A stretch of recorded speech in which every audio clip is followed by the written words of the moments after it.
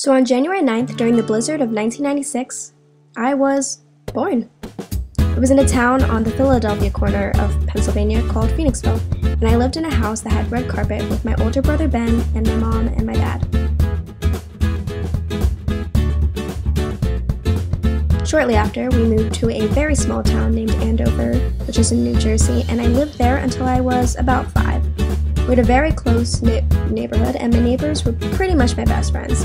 We spent much of our time, like children's books picked, catching tadpoles, and running around. We used to spend hours outside playing in the creek in our backyards, and once we found a turtle, and we fed it some Cheez-Its.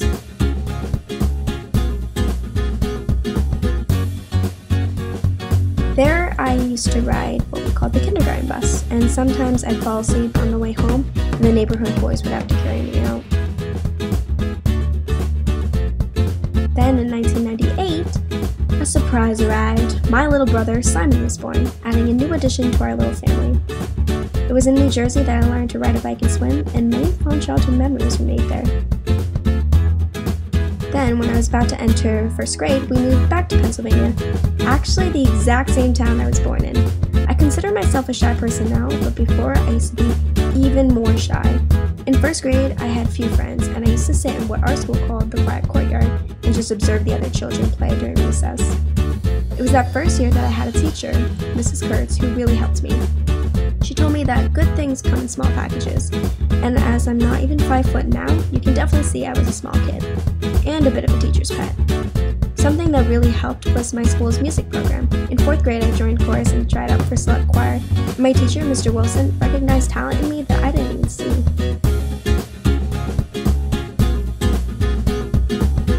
In 6th grade, I started to go to an all-girls Catholic private school.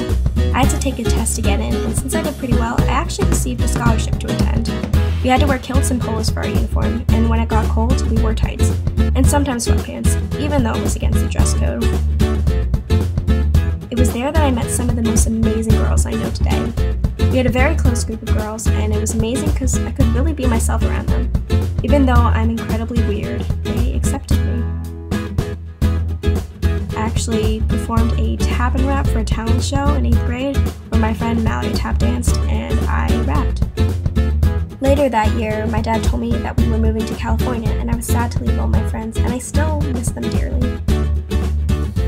So as I mentioned, I eventually moved from Pennsylvania to where I live now, Southern California, the summer before 9th grade. Even though I miss snow days, it's absolutely beautiful here, and I'm so blessed to be able to live in such an amazing place. I went back to public school, and school was very different from any I had attended before. For one, our lockers were outside. That year, I met a few lovely people who have become my best friends, and they mean so much to me.